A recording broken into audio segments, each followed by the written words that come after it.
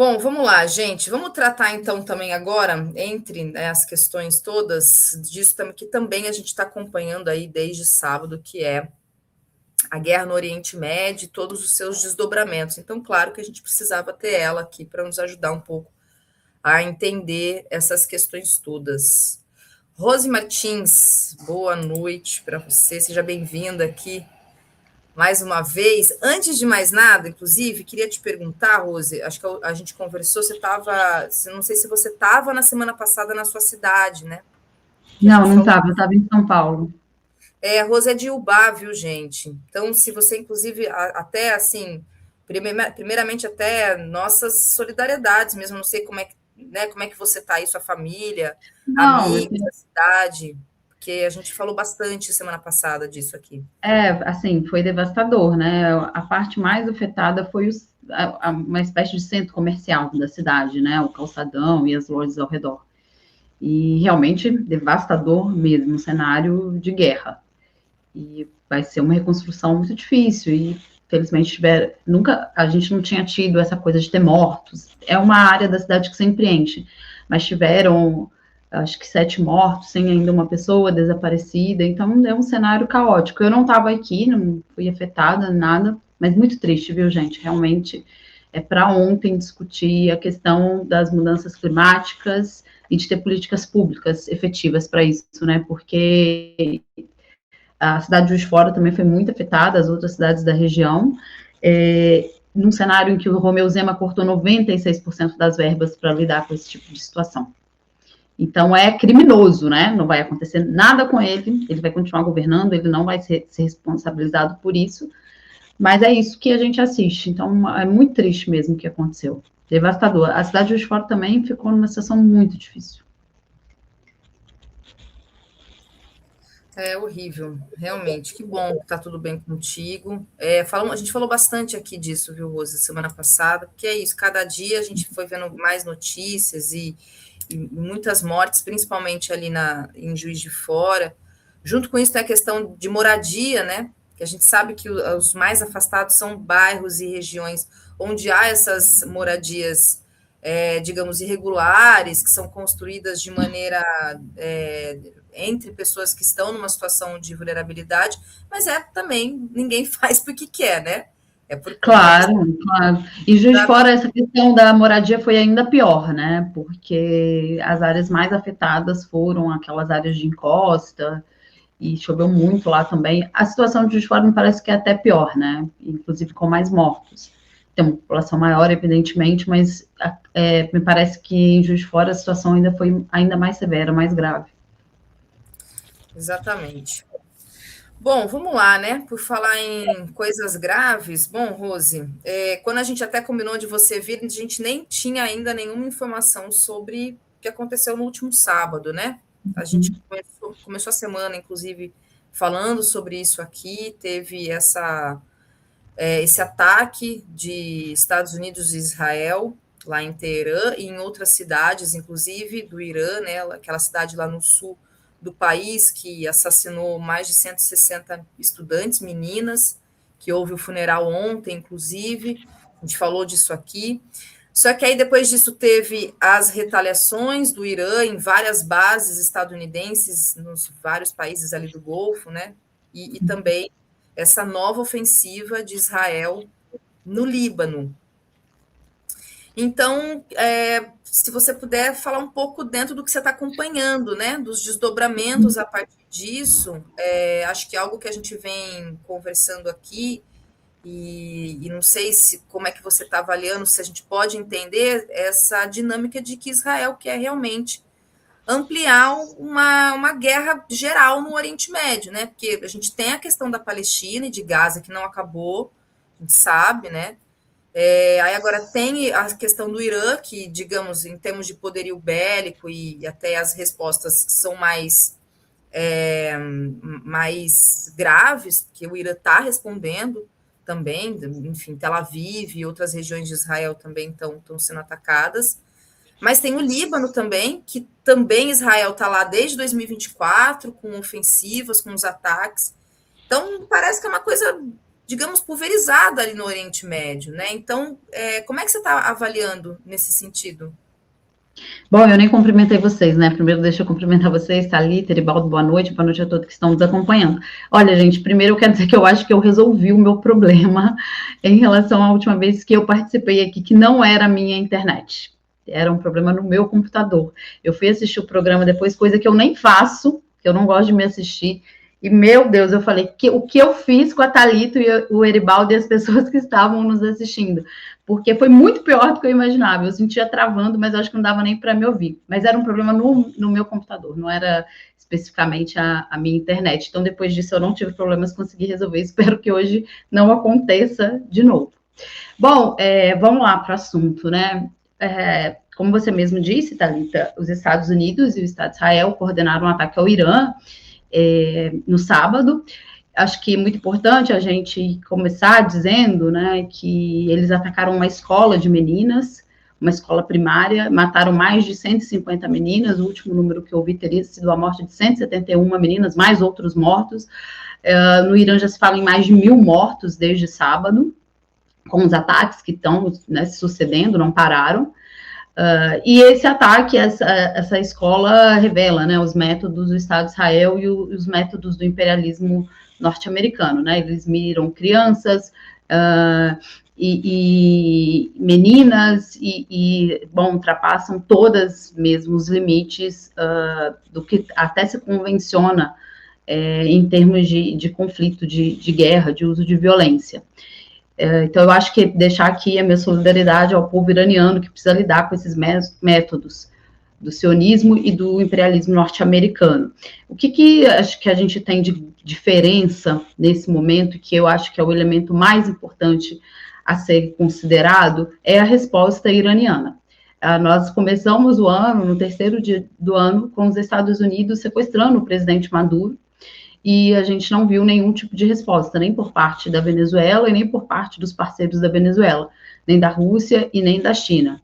E o Maduro está lá, sequestrado, e o governo da Venezuela agora negociando com uma arma apontada na cabeça. Vocês devem ter visto a nota da Venezuela, e eu acho que não tem outra palavra para dizer que é uma nota absolutamente melancólica, em que a Venezuela não cita o Estado de Israel, não cita os Estados Unidos e já de antemão condena o que seria a resposta iraniana.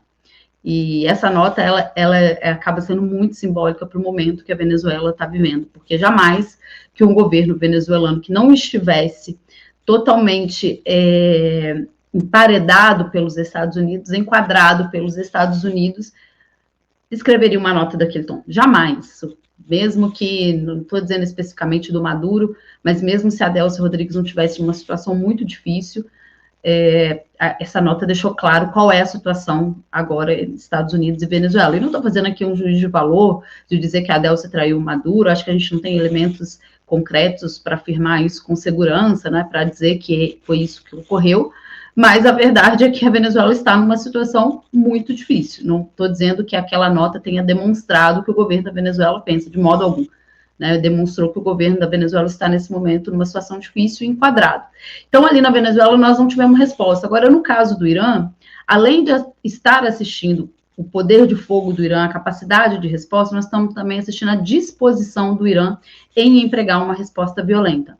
Tem outros episódios, como, por exemplo, quando o Estado de Israel, auxiliado sempre pelos Estados Unidos, atacaram o anexo da Embaixada do Irã na Síria, em abril de 2024, e o Irã também lançou um ataque a Israel, mas muito pontual, muito calibrado, praticamente avisou que ia atacar, ou na Guerra dos 12 Dias, que o Estado de Israel, que o Irã também foi atacado, e que o Irã deu alguma resposta, mas também, né, como o próprio nome diz, durou apenas 12 dias e sem uma grande explosão de violência, como a gente está vendo agora, porque o Irã está atacando as bases dos Estados Unidos em diferentes países naquela região.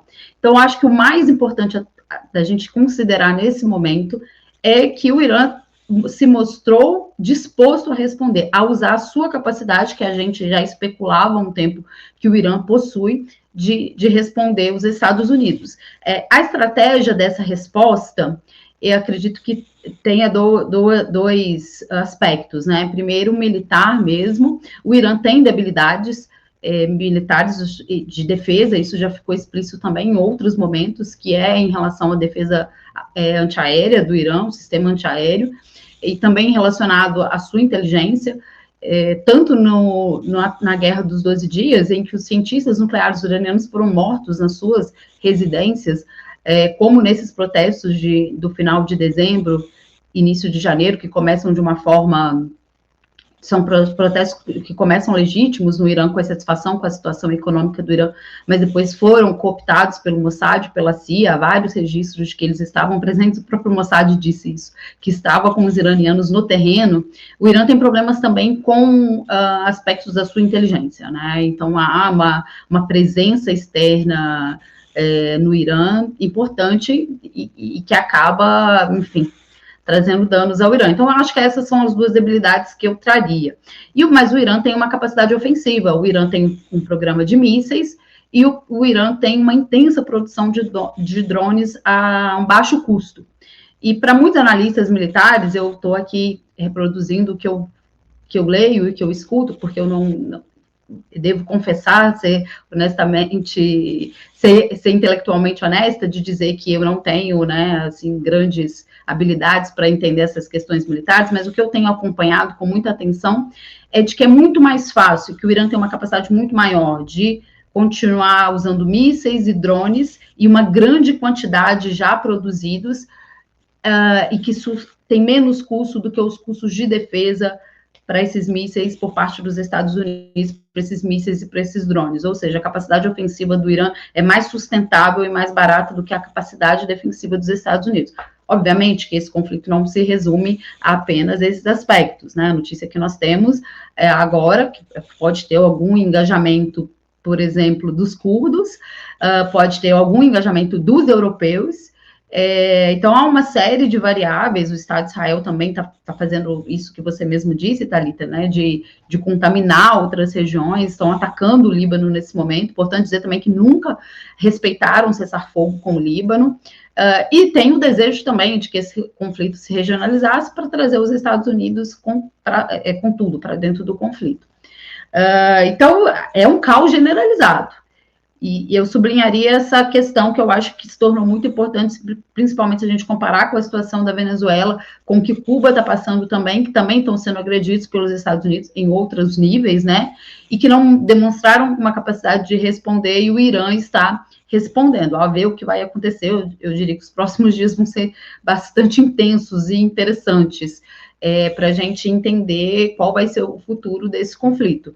Mas, volto a dizer, um Estado responder, atacar as bases militares dos Estados Unidos em diversos países, no Bahrein, no Kuwait, acho que me parece que, eu não estou me lembrando agora se era na Arábia Saudita ou nos Emirados Árabes, que atacaram a embaixada dos Estados Unidos.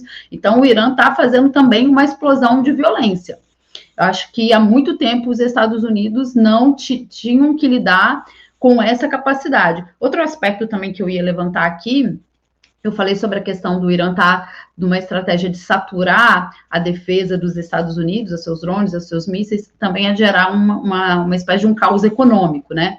E custos muito econômicos para além do sistema de defesa dos Estados Unidos, que pode ter que gastar bilhões, trilhões de dólares para lidar com esse conflito. Mas também a questão do preço da energia, do petróleo, porque o Irã, a Guarda Revolucionária Iraniana, diz que nesse momento está controlando 100% o Estreito de Hormuz. Isso quer dizer que ele está totalmente fechado.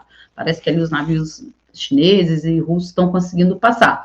Mas o Irã tem esse poder de fechar, de controlar uma localidade, uma região em que passa 1/3 do petróleo transportado via marítimo do mundo.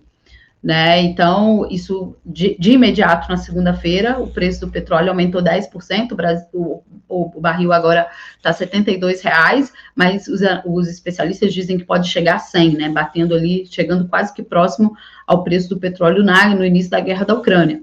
Então, esse custo também econômico, ele se traduz também num custo político, tanto internamente para os Estados Unidos, quanto para os seus parceiros. E eu acho que um último aspecto que eu traria é a questão interna dos Estados Unidos. Há uma insatisfação com a base maga do Donald Trump em relação essa guerra, né? Há uma crítica de que os Estados Unidos estão nesse conflito por conta unicamente do Estado de Israel, e também não há uma aprovação da população, né? Porque eles têm, de certa forma, traumatizados, até essa base mesmo maga do Trump, é uma base que foi amadurecendo politicamente com as intervenções dos Estados Unidos no Iraque, no Afeganistão, que causaram muitas mortes de soldados norte-americanos e o dinheiro do contribuinte foi indo embora. Então, há também essa questão política interna dos Estados Unidos. Olá, Rose, que bom que resolveu a internet. Esses problemas de tecnologia são horríveis. E perguntar para você, porque no Twitter aparece de tudo, né? Então, é um rebuliço enorme, ainda mais quando se trata de um tema que eu, particularmente, como leigo, considero muito difícil, que é o tema geopolítico, assim, principalmente quando a geopolítica vai para além da diplomacia e chega nas questões militares, porque envolve, como você falou, né, poderio defensivo, ofensivo e etc. Né? Muita gente se empolgou muito com esses ataques que o Irã fez, né, com a força dos ataques que o Irã executou, principalmente depois da barbaridade. Né? Se os Estados Unidos quisesse atacar sem atacar um colégio no Irã, ele conseguiria atacar o Irã sem atacar um colégio do Irã. Pelo poderio bélico que os Estados Unidos têm associado a uma alta tecnologia que os Estados Unidos também têm dentro dessa área militar. E a resposta iraniana causou, até dentro das bolhas, né, de esquerda, nas redes sociais, etc., um grande debate até entre pessoas, formuladores, gente que está produzindo conteúdo, etc., uma coisa de quase que já ganhou. Né, o Irã vai ganhar dos Estados Unidos e os Estados Unidos vai ser derrotado, nem que essa luta seja levada às últimas consequências. Então, até que ponto essa capacidade que você falou, né, de que há uma deficiência defensiva, porém o Irã tem uma força ofensiva que termina por equilibrar o confronto de alguma forma nesse contexto muito específico, além de fechar o canal ali de Hormuz e isso gerar um problema que pode rebater numa inflação nos Estados Unidos, que faça com que a questão da guerra nos Estados Unidos seja mal vista e todo esse tipo de coisa. E uma segunda questão é sobre, que também eu venho percebendo no debate, parece aquela coisa, né? Que veio primeiro o ovo ou a galinha, né? Quem é o cachorrinho de quem? Né? Os Estados Unidos, que está fazendo isso por conta de Israel, a mando de Israel, ou Israel está sendo o pitbull dos Estados Unidos na região, né? Eu vou começar, Eri, respondendo a sua segunda pergunta, que eu acho que ela é muito importante e mais fácil de responder do que a primeira. Essa pergunta sobre, né, quem veio primeiro, eu acho que ela é excelente. Eu tenho visto muita gente atribuir essa guerra, o início dessa guerra, unicamente à pressão do Estado de Israel sobre os Estados Unidos, do lobby de Israel, e aí com uma certa ligação com o Epstein, né, com os arquivos Epstein, que o Trump teria atacado o Irã para desviar a atenção dos arquivos, e que o Epstein seria uma figura do Mossad, que estaria interligado isso. Eu, sinceramente, não vou por essa linha. Né? Eu acho que existe, primeiro, dentro do próprio Partido Republicano, visões diferentes de como os Estados Unidos devem conduzir esse processo da sua retomada, da sua hegemonia. Né? Essa base maga do Donald Trump acredita que é por um outro caminho. Né? Eu não usaria a palavra isolacionismo, mas era com atenção prioritária para o processo de recomposição da capacidade industrial e tecnológica dos Estados Unidos e para finalmente conseguir fazer uma concorrência com os chineses, que os chineses estão ultrapassando os Estados Unidos mesmo e que os Estados Unidos precisam resolver essa questão principalmente por via econômica. Não tem que gastar dinheiro com intervenções, não tem que gastar capital humano por aí, entrando nos países, mas sim voltar para dentro e resolver essa questão para assim poder lidar com o cenário internacional que eles precisam lidar, que é a consolidação da ascensão chinesa como uma potência comercial, econômica e tecnológica, e com a reconstrução russa a partir do início dos anos 2000.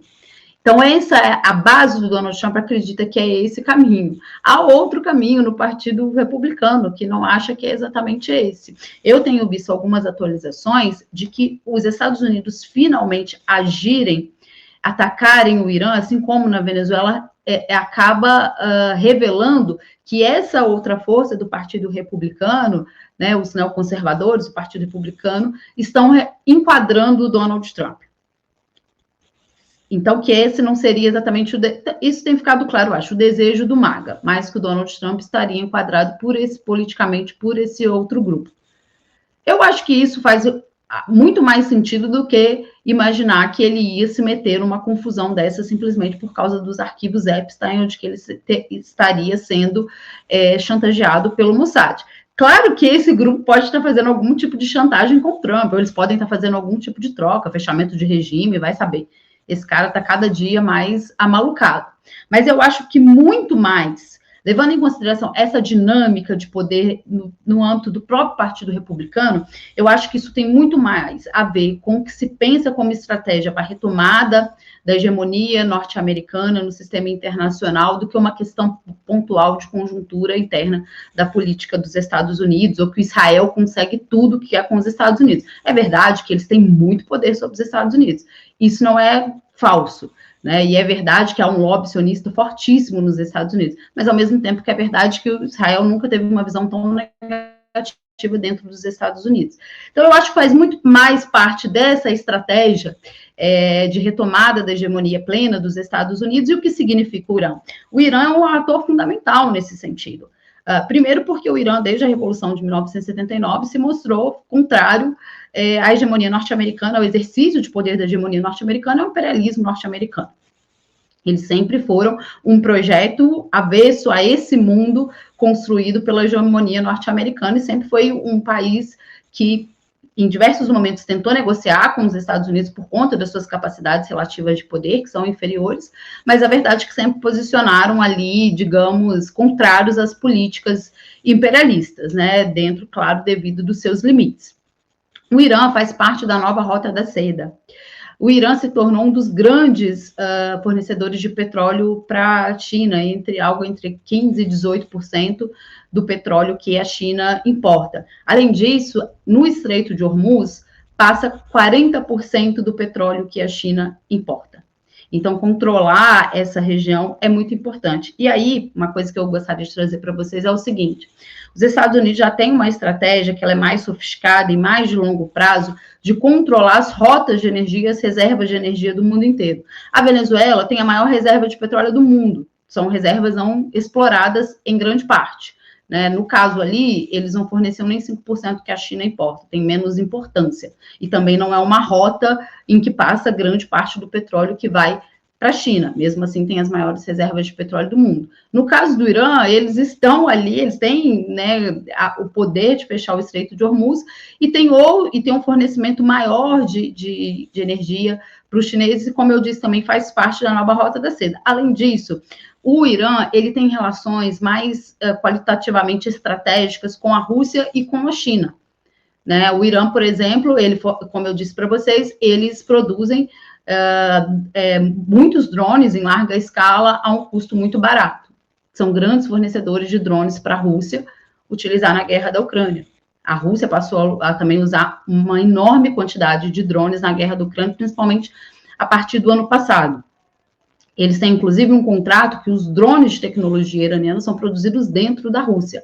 E eles têm um contrato também, eles têm um acordo, uma parceria estratégica de janeiro de 2025, também com cooperação tecnológica no campo militar. Não é uma aliança militar, não pressupõe defesa mútua, né? Ou seja, se um Estado for atacado, se o Irã for atacado, a Rússia tem que agir em socorro. Não, não é isso, mas são relações bastante estratégicas. O sistema de defesa aéreo do Irã também tem colaboração com a Rússia e com a China também, mas eu vou vou ser bem sincera para vocês, eu não sinto muita segurança de falar sobre isso, porque é mais obscuro.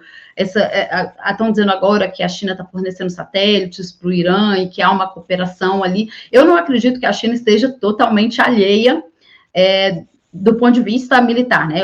Eu falei da questão do petróleo, é muito importante dizer que de 80% a 90% do petróleo que o Irã vende, que ele exporta, vai para a China.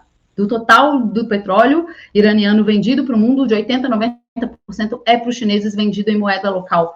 Porque isso é muito importante para o Irã, porque o Irã é sancionado para utilizar o dólar, enfim, é vítima de sanções financeiras dos Estados Unidos desde o ano de 2018. Então, tem uma importância muito grande ali, além de ter uma proximidade com os territórios, né? Se a gente olha no mapa, o Irã está na periferia ali de China e Rússia, há uma proximidade também estratégica, territorial, e, portanto, é um ator muito mais fundamental do que no caso da Venezuela, mesmo que a Venezuela tenha sua importância. Então, eu tendo a olhar esse ataque dos Estados Unidos ao Irã muito mais inserido nessa estratégia de retomada da hegemonia norte-americana, que envolve controlar as principais reservas e rotas de energia do mundo e, portanto, decidir quem terá acesso a essa energia, porque imagina, se você corta de um dia para a noite um fornecedor como o Irã para a China, você vai causar problema para os chineses, você vai afetar o coração da economia chinesa. Eles podem ter outras alternativas, claro, uma das alternativas da China foi um oleoduto que a Rússia construiu em 2006 e que hoje também opera enviando petróleo para a China. A China é o maior importador de petróleo do mundo. Então, eu acho que essa questão envolvendo a energia e atingir a economia, ou ter o poder de atingir, caso os Estados Unidos assim achem conveniente, é uma das questões atreladas a essa estratégia de retomada da hegemonia norte-americana. Então, esse ataque ao Irã, ele tem muito mais a ver com essa estratégia do que, digamos, puramente uma pressão do Estado de Israel, embora o Estado de Israel sempre quisesse colocar os Estados Unidos ali numa guerra, ou uma questão para lidar com esses arquivos Epstein, né, que mostrou que o Donald Trump tinha relações sexuais com menores de idade, portanto, que ele é um criminoso. Então, eu vejo nesse sentido, eu vejo dentro de uma estratégia mais ampla, que tem uma ligação, sim, com o que aconteceu na Venezuela, que são países que não colocam os Estados Unidos num conflito frontal com a Rússia e com a China, mas são países importantes, estrategicamente importantes, cada qual a sua proporção para a Rússia e para a China. Agora, a sua primeira pergunta, sobre as capacidades do Irã, eu acho que, assim, a gente está tão cansado, né, de assistir historicamente exercícios de poder dos Estados Unidos, que quando a gente vê alguém tá colocando terror neles, a gente acha muito bom. O Irã realmente tem capacidades militares, né? Isso não é só fruto de uma comemoração, de um afã político. O Irã tem um ranking que mede essas capacidades militares, as forças militares. O Irã está posicionado, se não me engano, em 14º. Então, ele tem uma indústria interna de produção de armamentos, o Irã tem uma população grande, tem a Guarda Revolucionária Iraniana, tem o Exército Iraniano, o Irã tem uma produção tecnológica voltada para o setor militar também muito intenso, uma produção acadêmica, inclusive, nesse sentido. Eu tenho, nas análises que eu tenho feito, eu tenho sublinhado isso. Mais do que mostrar que tem capacidade de retaliar os Estados Unidos, e aí a grande dúvida, eu não vou saber responder isso, o quão isso vai durar, o Irã, nesse momento, se mostrou disposto, o que era diferente, que foi diferente em outros momentos. Se mostrou disposto a responder e se colocou numa situação em que dizem, que reconhecem que esse conflito será regional e que esse conflito vai durar. Eu acho que isso é fruto também de um longo processo aí, de que eles vão sendo muito atacados e assediados. Eu queria só fazer um último comentário sobre isso, sobre essa questão do Irã demonstrar que tem disposição, porque o Irã também, nos últimos anos, eles têm se mostrado dispostos também a fazer concessões com os Estados Unidos. Isso ficou explícito no acordo de 2015, em que eles fizeram várias concessões em relação ao seu programa nuclear, e os Estados Unidos, como sempre, não cumpriram as regras. Eles fecham aquele acordo em 2015, no âmbito do Conselho de Segurança, mais a Alemanha. Em 2018, o Donald Trump se retira desse acordo, começa a impor uma série de sanções, derruba os números da economia iraniana, e, portanto, os Estados Unidos, como eu costumo dizer, constroem as regras, destroem as regras, costuram acordos, destroem os acordos, como eles sempre querem.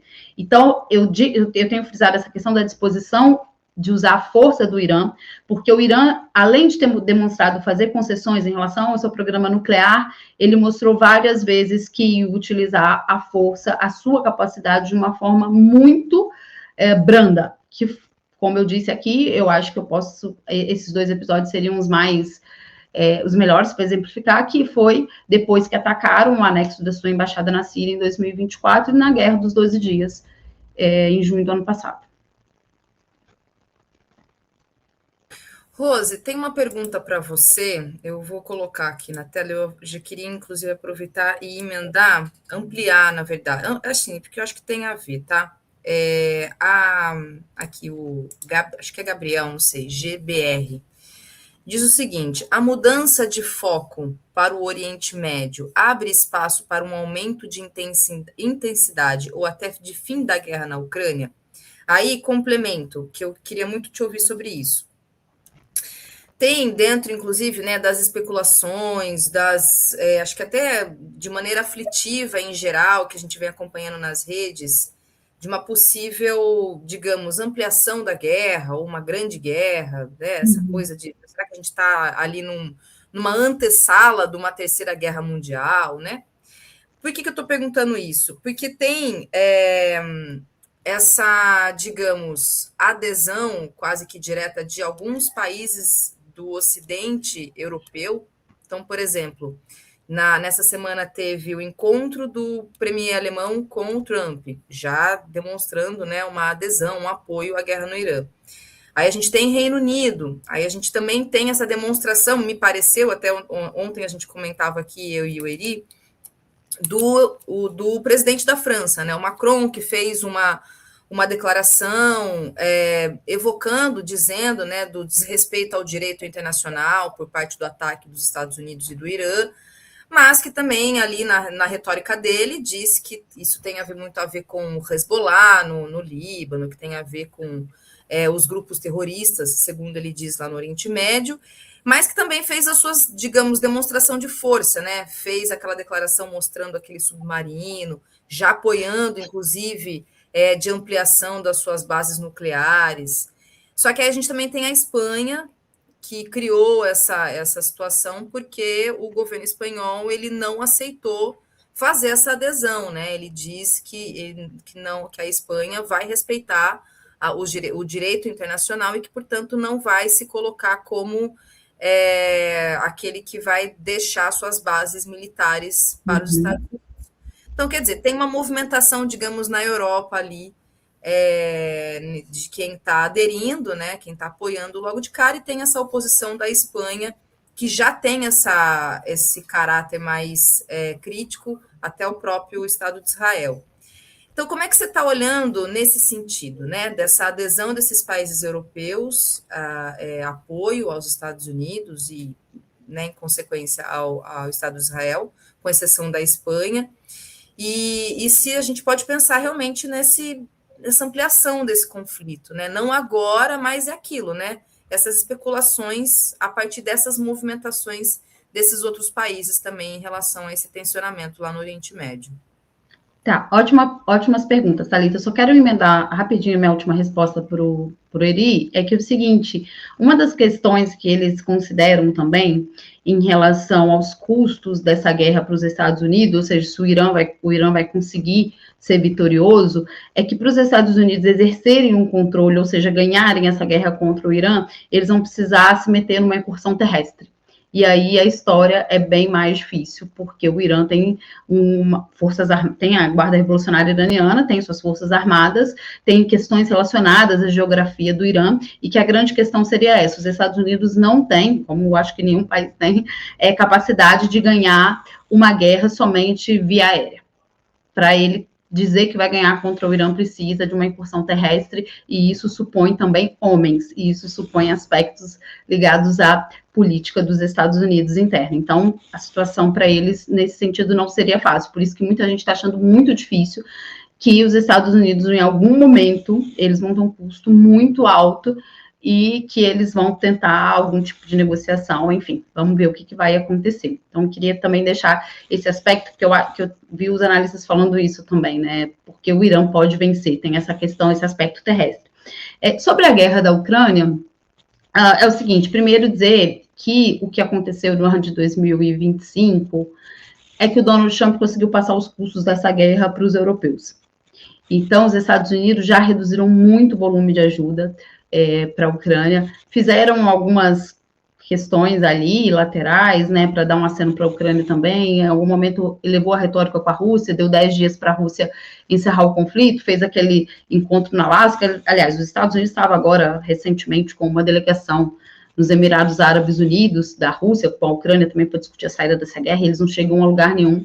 Mas a verdade, também sancionou as principais empresas de energia da Rússia, a Rosneft e a Lukoil, produtora de petróleo, disse que vai tirar a Índia do mercado de petróleo da Rússia, porque grande parte do petróleo que a Rússia vendia para o Ocidente foi absorvido pelos indianos, mas apesar desses pequenos acenos para a Ucrânia, é verdade que os Estados Unidos diminuíram muito o seu nível de ajuda e os europeus passaram a arcar mais. Então, assim, eu não acho que em relação à participação dos Estados Unidos vai ter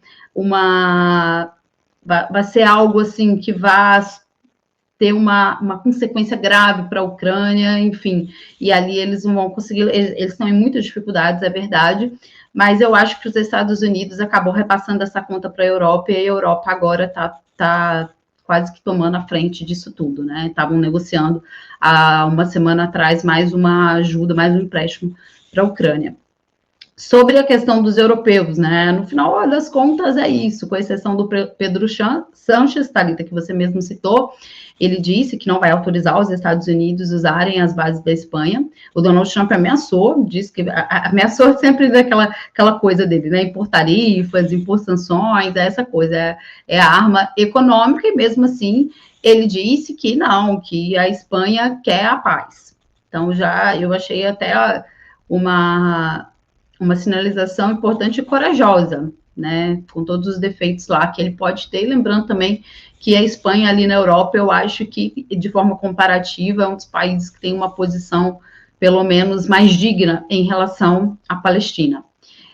Agora, o Merz estava lá se encontrando com o Trump, né, fazendo esse aceno. O Macron, o primeiro pronunciamento do Macron, né, quando as primeiras notícias que a gente tinha era realmente do ataque à escola primária, ele dizendo que o Irã não deveria retaliar. Olha que absurdo! Foi a primeira coisa que ele publicou nas redes sociais. O Irã tinha sido acabado de ser alvo de uma agressão do Estado, coordenada pelo Estado de Israel e pelos Estados Unidos. Já tinha ali, no primeiro momento, a notícia da morte de 70 meninas, e ele estava já de antemão dizendo que a França iria condenar uma retaliação, uma resposta por parte do Irã, e que eles iam, né, se mexer para defender os seus interesses naquela região. Os europeus, é isso aí que a gente está vendo. Eles podem fazer uma crítica aqui, uma crítica acolá, como eles fizeram também na Guerra dos 12 Dias, mas eles são completamente puxados pela estratégia do que os Estados Unidos concebe como a sua estratégia de segurança. Se você perguntou se esse conflito, né, pode se alastrar, assim, as pessoas têm falado muito em Terceira Guerra Mundial, né? É uma resposta bem difícil, sabe, Thalita? Porque eu acho que a grande pergunta que a gente se faz é que se os Estados Unidos conseguirem ganhos substanciais no Irã e conseguir fazer uma mudança de regime, algo que nem lá dentro dos Estados Unidos eles acreditam, eles têm uma descrença com isso. Mas vamos supor que tem uma reversão aí, que os Estados Unidos saiam vitoriosos. significa também que a Rússia e a China estão perdendo espaço. E aí eles vão aceitar isso, né? A China perder um parceiro importante como o Irã para o seu fornecimento de energia, a Rússia também um parceiro estratégico, né? Perderam a Síria, perderam, bom, pelo menos até agora, a Venezuela. Essa é a grande pergunta, porque se eles não aceitam, aí eles vão ter que entrar no conflito. Eu não acho que, no caso do Irã, eles estão alheios a esse conflito. Como eu disse, eles vão ter uma participação direta agora. Mas existe, sim, algum tipo de cooperação, principalmente entre a Rússia e o Irã, na questão do armamento, sistema de defesa aérea, essa questão dos drones, e acho que a China também tem uma ação. Eu confesso que eu não sou a melhor pessoa para falar sobre isso, mas eu acho que a dúvida sobre se isso vai se transformar, sobre esse conflito agora com o Irã, vai se transformar numa guerra de maiores proporções e com o envolvimento de outras potências, é justamente a disposição que elas vão ter em ceder poder para os Estados Unidos. Ceder, digamos, perder um parceiro estratégico num tabuleiro geopolítico como o Oriente Médio. E essa é uma resposta difícil. Porque aí, se o uso da violência escalar muito, vai pressupor uma ação mais direta dos russos e dos chineses. Rose, Eita, deixa eu ver aqui. Rose, Euclides veio aqui, ele falou sobre algumas ameaças de caso, né, esse conflito continue seguindo, tem impactos econômicos muito grandes que podem prejudicar diretamente Estados Unidos e a Europa, né? A Europa por conta da questão do gás, e que já está bem problemática por conta da Rússia, né? A Rússia já tem sinalizado que a Europa, se depender dele, vai ficar com frio, né?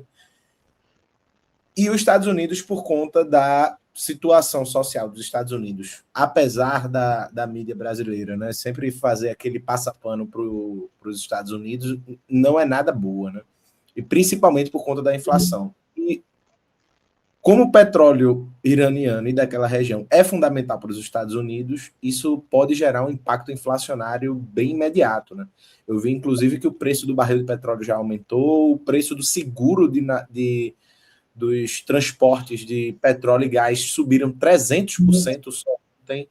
Então, isso, o quanto os Estados Unidos e a Europa estão, na tua avaliação, estão dispostos a encarar um problema que pode não, que não é tanto técnico da guerra, né? Mas é um problema da piora da vida das pessoas nesses lugares, que podem gerar problemas sérios políticos internos, né? Não só da questão da negociação, por exemplo, para Trump conseguir, se for escalar para uma guerra, uma negociação com o Congresso americano, que teria que fazer uma negociação para poder aprovar ou não, né, a declaração de guerra, né? Mas uma questão social, de entrar numa guerra que pode ter efeitos econômicos pesados, tanto sobre os Estados Unidos como sobre a Europa. Agora, agora ainda é verão na Europa, né? Mas se estender, né, como parece os Estados Unidos querer, desejar de alguma forma, vai chegar o inverno europeu, né? E aí, diante do inverno europeu, sem o gás russo, sem o gás do Oriente Médio, vai ficar bem complicada a situação. Então, como tu vê esse cálculo, né, da disposição do imperialismo de, ao mesmo tempo, parecer meio cachorro louco, tentando se impor diante de um contexto mundial, onde começam a surgir, né, uma China da vida, etc., e aí tenta se impor de qualquer maneira, e, por outro lado, essa própria imposição ser ela mesma o gatilho para uma implosão ainda maior, né? Ainda mais rápida. Não, essa pergunta é muito boa. Vou começar pela Europa, que está lascada, porque além se o Irã decidir efetivamente, eles estão falando que estão no controle total do Estreito de Hormuz. Não está claro se eles estão dizendo que está totalmente fechado. Mas isso já tem implicações para o gás natural liquefeito que o Catar vende para a Europa, que se transformou num dos fornecedores de gás para a Europa depois que a Rússia parou de vender o gás russo, né, via gasodutos, que tem uma diferença, né, o gás natural liquefeito ele vai por navios, e o gás que a Rússia vendia é aquele pipeline que eles falam, né, por via terrestre, são gasodutos, são infraestruturas mais de longo prazo. E aí a Europa vai ser afetada também, tanto talvez por ter realmente uma escassez de comprar, ou pelo aumento do preço. Como você disse, o petróleo já aumentou, o preço do barril já aumentou 10%, né, na segunda-feira. E o preço dos seguros também, que é uma das coisas que sobem muito rapidamente, porque fica mais caro transportar petróleo, os seguros cobram mais caro.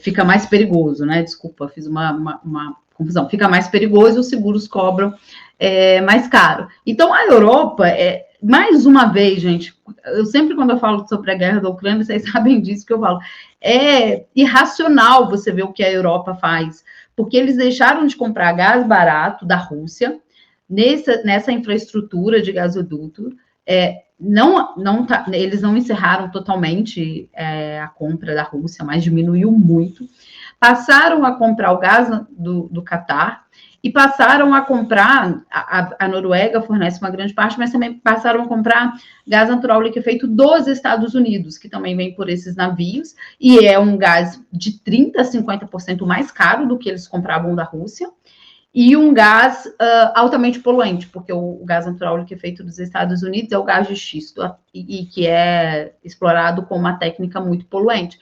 Então, a Europa deixou de comprar gás barato para comprar mais caro e mais poluente. E agora, com essa questão do Estreito de Hormuz, pode também se lascar. E eles vão se voltar para onde? Para a Rússia? Os Estados Unidos vão conseguir aumentar o seu fornecimento? Porque a Rússia, com essas relações muito conturbadas com a Europa, desviou seus mercados de energia, tanto de petróleo e de gás, para a Ásia. Como eu já disse aqui, eles começaram a construir um oleoduto em 2006, inaugurou, se não me engano, em 2011, passaram a vender parte do seu petróleo para os mercados asiáticos, para a Coreia do Sul, para o Japão e para a China. Depois, em 2015, fecharam um contrato com a Rússia para o gasoduto Poder da Sibéria, e passaram a vender grandes volumes de gás para a China. Então, a Rússia tinha uma alternativa às sanções que foram aplicadas pós-2022, e o seu gás foi para outro lugar, e além do pouco, uma parte muito pequena que ainda vai para a Europa. E os europeus, como é que eles vão fazer num cenário tão difícil? Já estão comprando energia mais cara, e agora vão precisar de mais fornecedores se essa guerra se tiver ainda mais uma escalada de violência, se o Estreito de Hormuz for totalmente fechado e eles não conseguirem ser abastecidos pela parcela de gás do Catar. Então, os europeus, eles se lascam, e eu vou dizer para vocês, eu costumo falar essa expressão aqui em Minas, a gente fala muito, todo castigo para corno é pouco, porque eles estão lá defendendo que os ucranianos lutem, que os ucranianos morram, eles ficam insuflando essa figura grotesca do Volodymyr Zelensky, são puxados pela estratégia de segurança dos Estados Unidos, concordam com as ações dos Estados Unidos, não conseguem muitas vezes nem produzirem uma nota de repúdio, como foi no caso da Venezuela, e agora estão aí, mais uma vez, né, se lascando. Agora, internamente para os Estados Unidos, a primeira pesquisa que saiu, acho que é 30% dos norte-americanos só que apoiam acho que não chega nem a 30%, que apoiam os ataques ao Irã. A base, volto a dizer, a base do Donald Trump, ela é contrária aos Estados Unidos entrarem em guerra. Já estão demonstrando isso publicamente, né? Que os Estados Unidos, que o Donald Trump, ele foi eleito numa plataforma de campanha de que ele não ia se envolver em conflitos, e mais, que ele ia terminar conflitos. A guerra da Ucrânia seria um deles. Um dos interesses dos Estados Unidos em terminar a guerra da Ucrânia tem a ver com o preço da energia, que queria diminuir o preço do petróleo. Quando a guerra da Ucrânia, o barril de petróleo agora aumentou, está R$72. Quando a guerra da Ucrânia começou, ele bateu $115. Eu falei reais, né, gente? Desculpa. Ele bateu $115 o preço do barril. e abaixou um pouquinho, mas nunca voltou assim à sua normalidade, e o Donald Trump queria lidar com isso, diminuir o preço da energia para lidar com a inflação nos Estados Unidos, porque também uma de suas plataformas de campanha foi reduzir o custo de vida dos estados do norte-americano. Eu tenho um amigo que mora lá nos Estados Unidos, e eu conversei com ele há umas 3 semanas atrás, nada disso tinha acontecido, e ele falou que a questão relacionada ao custo de vida nos Estados Unidos, o preço dos aluguéis, as questões do seguro de saúde, é a grande preocupação política. Ele falou, não é nem os arquivos Epstein. O que pega para o Donald Trump é isso, ele não está conseguindo responder. E aí, se a gente tem um aumento do preço de petróleo sustentado, as petrolíferas dos Estados Unidos vão ganhar muito dinheiro, mas e o povo norte-americano que em massa botou no Donald Trump? Como é que eles vão lidar com a reação em cadeia inflacionária, com a pressão inflacionária que o preço da energia, né, tem como consequência? Então, tem um aspecto político também. Eu acho que, em relação ao interno, o Donald Trump está lascado, porque ele já estava sendo lascado. E desde maio do ano passado, as pesquisas de opinião mostram a queda de sua popularidade. A pesquisa, se não me engano, eu não sei se é a pesquisa da Reuters, tem uma pesquisa do início de novembro do ano passado que mostra que a preocupação com o custo de vida nos Estados Unidos era a principal preocupação dos cidadãos norte-americanos, mas que estava crescendo também entre os eleitores republicanos, entre as pessoas que votaram no Donald Trump. E ele não estava conseguindo responder a isso. E uma guerra, ela tem a questão do custo, né, dos impostos dos contribuintes norte-americanos, o custo humano, já morreram soldados norte-americanos e podem morrer mais, e o custo econômico indireto, que é justamente a pressão inflacionária. Então, também muitos analistas estão, dada a importância do Irã, né, para a produção de energia, enfim, essa questão do Estreito de Hormuz, muitos analistas também estão indo nesse sentido, que o Irã tem a noção de que está, além dos ataques, né, às bases dos Estados Unidos e às refinarias, e o que pode significar o fechamento total do Estreito, que o Irã tem essa noção de que vai impor custos econômicos para os Estados Unidos e, portanto, custos políticos, né, que já se traduzem em custos políticos. Só para voltar um pouquinho na Europa, há na Europa uma grande insatisfação também com o aumento do custo de vida. Na Alemanha, por exemplo, é o caso mais evidente, porque a Alemanha tinha gasodutos diretos do território da Rússia para a Alemanha, operando gasodutos que foram sabotados com a ajuda da Marinha dos Estados Unidos. Na Alemanha, o crescimento da AfD, contrário à guerra da Ucrânia, a participação da Alemanha na guerra da Ucrânia, não é uma coincidência. Esse crescimento da extrema-direita na Europa que a gente tem assistido nos últimos anos, ele tem a ver justamente com a forma que eles conseguem, digamos, ter uma identidade para as pessoas que as pessoas são desesperadas, as pessoas estão querendo uma saída para a sua piora da qualidade de vida. Então, a gente sabe, né, que a extrema-direita, ela consegue cooptar esse sentimento. E na Europa há vários casos explícitos, além de países que a extrema-direita já está no poder. É o caso da Hungria, que é contrário, o governo da Hungria é contrário a essa guerra na Ucrânia. Eles dizem até que querem ficar com uma parte da Ucrânia, né, depois que a guerra acabar. O governo da Itália, o partido da Marine Le Pen na França, que está muito forte. A gente viu o Chega em Portugal com um crescimento assim meteórico. Eles são otanistas, não são exatamente contrários à guerra. Mas a verdade é que esse tem sido o custo político para a Europa também, de não dar essas respostas econômicas, e muitas vezes não dar as respostas econômicas, e muitas vezes, porque estão atrelados à estratégia de segurança dos Estados Unidos, eles se enrolarem, se colocarem numa encalacrada. E aí, volto a dizer, o caso da Alemanha é o caso mais que exemplifica mais claramente, né?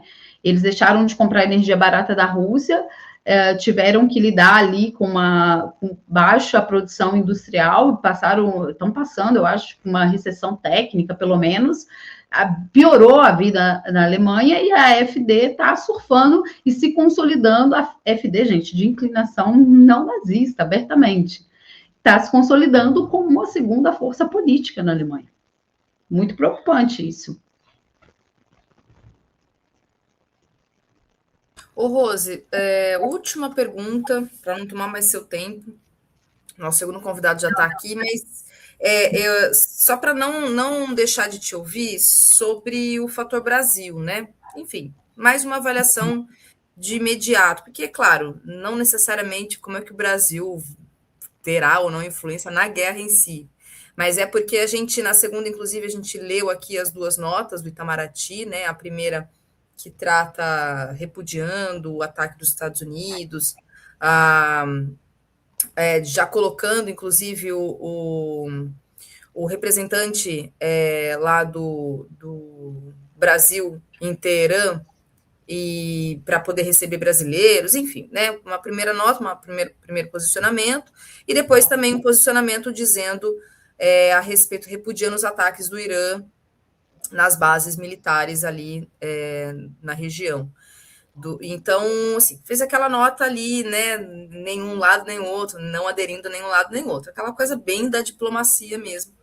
Mas aí, até aqui comentei, falei, bom, o Brasil digamos, ao menos dentro de um projeto de acordos econômicos, está ali no BRICS, né?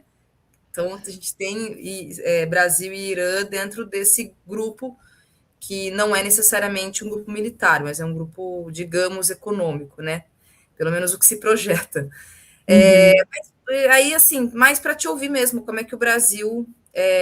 como é que você está avaliando o Brasil nesse sentido também, né? Para além, claro, né, dos posicionamentos do Itamaraty, das notas, o presidente Lula está totalmente em silêncio, ele, né, a figura do presidente, Sim. Pelo menos até onde eu vi, não se posicionou, diferente de outros líderes, né, só o Itamaraty que fez isso.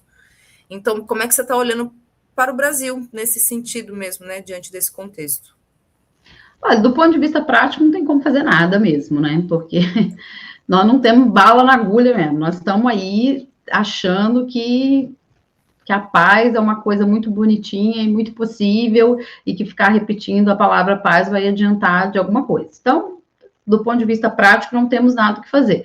Agora, eu não gosto, vocês sabem disso, eu sempre falo isso aqui, eu não gosto da linguagem do Itamaraty, da diplomacia brasileira, sabe? Eu acho que é assim... parece que é aquela coisinha que já está pronta, o modelo já está no Word pronto, que é só lá e mudar qual é o país que eles estão expressando solidariedade, ou qual que é a região que eles estão preocupados com a escalada da violência. Eu acho que é uma nota antipedagógica, deseducante, sabe, que não se posiciona claramente. Por exemplo, nessa questão, né, depois de fazer uma nota condenando o Irã, olha só, eu confesso que eu nem tinha visto, né, eles fizeram uma nota condenando o Irã, que você disse, né, Thalita? Isso revela que o Brasil não consegue se posicionar claramente para dizer que o Irã, de acordo com as próprias normas que regem essa coisa chamada direito internacional, que o Irã não pode se defender, não tem o direito de defesa, quando ele foi atacado. O Irã foi atacado e tem o direito de se defender. Então, quando o Brasil não fala isso assim de forma clara, enfim, essa coisa da política externa brasileira, né, de que o Itamaraty é um órgão que ninguém toca, virou essa coisa, né, tem essa visão pró-ocidental. Eu sempre lembro, né, que na cúpula de Kazan, a cúpula dos BRICS de Kazan, o Mauro Vieira disse que o Brasil é um país ocidental, é essa coisa morna, né, e o Lula também não se posicionou. Eu acho que o Lula talvez pudesse ter falado algum tipo de coisa, né, no sentido, mesmo que expressasse o que o Itamaraty adora repetir, né, que está preocupado. Tem uma fala do Lula hoje, que a RT Brasil publicou, do Lula falando da questão de um programa nuclear, né, que o Brasil defende a paz, e que essa coisa, né, aquela máxima, quem quer a paz precisa estar preparado para a guerra, de que isso é frase de quem quer a guerra, e o Brasil quer a paz, enfim, totalmente descolado, né, da realidade, né, como eu disse até lá no Twitter, o mundo é como ele é, e não como nós gostaríamos que fosse.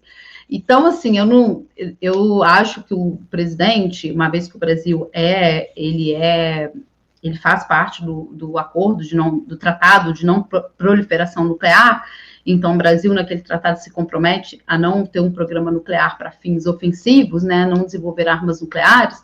Eu não acho que o presidente tenha que dizer que não, nós estamos interessados em construir a bomba atômica. Mas eu não acho também que o governo brasileiro, nem a figura do presidente, deva se colocar nesses termos, num momento em que o sistema internacional assiste uma escalada de violência, e não dizer para a população, ou não indicar para a população que o Brasil vai precisar ir por um outro caminho. Porque se retirar desse tratado de não proliferação nuclear, eu acredito que o Brasil, se não me engano, do ponto de vista do caminho institucional, ele pode fazer isso de forma unilateral. O Brasil pode se retirar, o governo brasileiro pode se retirar, mas a gente sabe de todos os desdobramentos políticos que isso daria internamente. E que até agora, e que pela fala do presidente não indica, que o Brasil não quer fazer esse caminho, não quer discutir isso com a população, sabe? Não quer ter uma outra abordagem de um programa nuclear para fins ofensivos no Brasil. No momento em que a gente tem uma grande lição, gente. Eu falo que ela parece uma lição muito simples, mas ela é simples mesmo, e muito didática, que é a questão da Coreia do Norte. Por que eles estão vivendo em paz? Boa questão. E assim, só, desculpa realmente tomar mais seu tempo, mas é não, imagina, estou com tempo, pode falar. Essa nota, né, do Itamaraty, do dia 2, porque no dia 1, logo, né, nos ataques, a gente até comentou aqui. A do dia 1 eu vi. Isso, então, do dia 1 que eles falam... Thalita, deixa eu só fazer um comentário, desculpa te cortar, deixa eu só fazer um comentário. As coisas estão, assim, pegando fogo mesmo, né? Literalmente pegando fogo, que a gente tem que acompanhar muitas coisas. E o Itamaraty eu não espero mais nada desse Itamaraty, sinceramente. Eu não sei o que precisa acontecer para esse Itamaraty pegar no tranco. Que aí eu vou te falar, eu vi a nota ali do primeiro dia, aí eu falei o que vem, por isso nem prestei atenção mais nisso. Então foi bom você trazer. Mas é justamente isso, porque aí tem a nota do dia 28, aí tem a nota do dia 1º, do dia 28, condenando, né, os ataques de Israel e Estados Unidos, falando da questão do direito internacional. Aí do dia 1º fala justamente que o governo brasileiro expressa profunda preocupação com a escalada das hostilidades na região do Golfo. Aí, inclusive, eles elencam, né, cada uma das bases que foram atacadas, né? O Brasil expressa sua solidariedade, estou lendo, viu, gente? A Arábia Saudita, Bahrein, Catar, Emirados Árabes Unidos, Iraque, Kuwait, Jordânia, de ataques retaliatórios do Irã, tal, enfim. Então, estados assegurar a proteção dos civis em conformidade com o direito internacional humanitário. Eles até citam, né, que o direito à retaliação, direito à legítima defesa, que está previsto lá no artigo 51 da Carta das Nações Unidas, é uma medida excepcional, sujeita à proporcionalidade e vinculada diretamente a um ataque armado. Enfim, fala isso. Só que aí tem a nota do dia 3, essa eu não li, é que eu entrei agora no site, então eu estou vendo, que trata justamente da questão da ofensiva de Israel no Líbano. E aí, assim... Parece, inclusive, só para deixar você com um pouco mais de ranço. Lá vem. Mas é que aí vem, mais uma vez, que parece que muda um pouco a redação, trocam-se os atores, mas assim, é uma coisa quase que já pronta, sabe? Que aí o governo acompanha com grande preocupação a expansão do atual conflito no Oriente Médio. Eles estão sempre preocupados, é impressionante. Em decorrência do lançamento de projéteis pelo Hezbollah contra Israel e dos ataques israelenses em território libanês. Então, assim, é isso.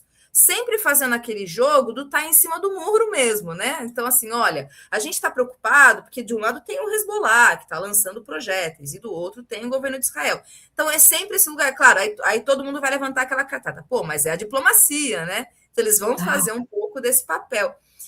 Por isso que eu estou trazendo aqui para você, porque é muito importante a partir do teu olhar mesmo, como é que você observa essa questão, né, do papel do Brasil nesse aspecto. E aí vou trazer mais um elemento, porque na segunda-feira, numa entrevista, assim, é algo que a gente não vai ter tempo para discutir aqui, mas já fica em aberto para a gente conversar aí num próximo encontro. Porque na segunda-feira tem essa entrevista que o ministro da Defesa, o Múcio, fez, acho que para a Band News, em que ele justamente afirma de uma proposta da Defesa, né, de um investimento num processo aí de 15 anos de 800 bilhões, né? Então, que o governo possa investir 800 bilhões ao longo dos próximos 15 anos, que é um projeto que está lá, parece que já foi apresentado, ou vai ser apresentado para o governo para poder estudar, e que então aumente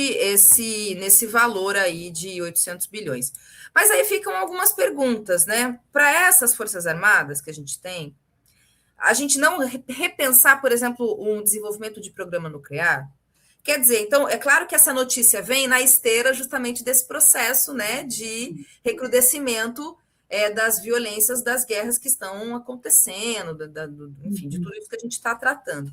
Então, fica aí na mesa para a gente conversar numa próxima essas informações todas, porque é isso. Eu fico sempre pensando, na minha cabeça, eu fico, pô, mas e o Brasil? Como é que ele fica no tabuleiro, né? No tabuleiro. Nesse jogo, assim.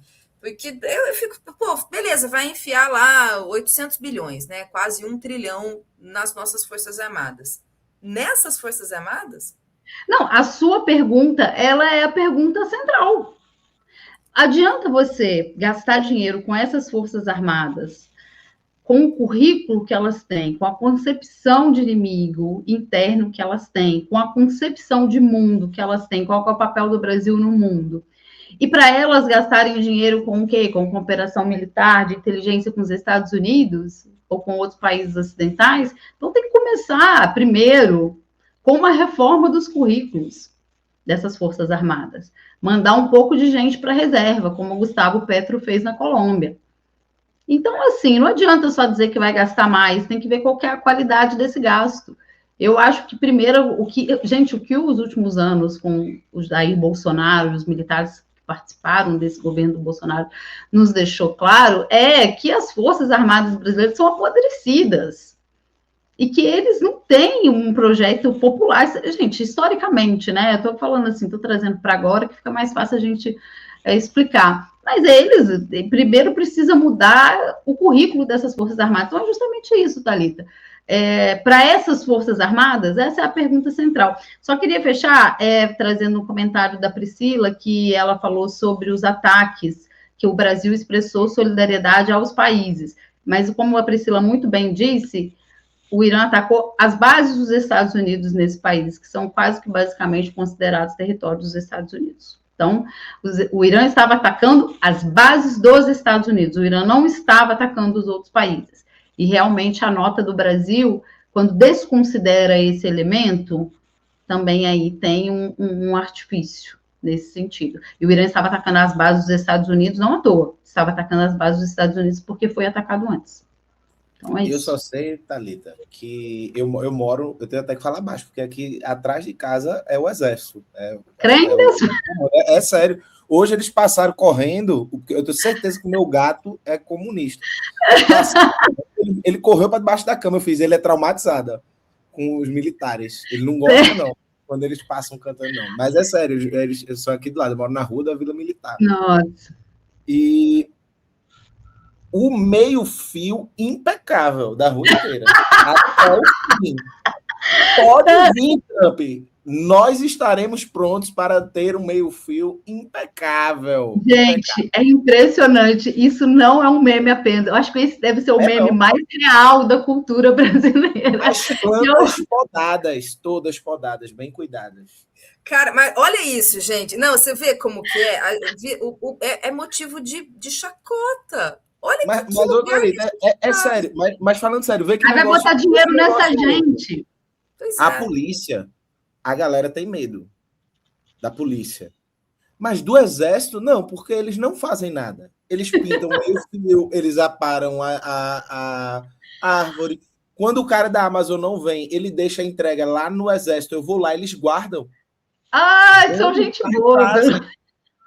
Eles vão e trazem. Pô, é pois maravilhoso. A gente está rindo, né? Mas assim, gente, nós estamos lascados. Isso, olha que coisa. Nós estamos lascados. É isso.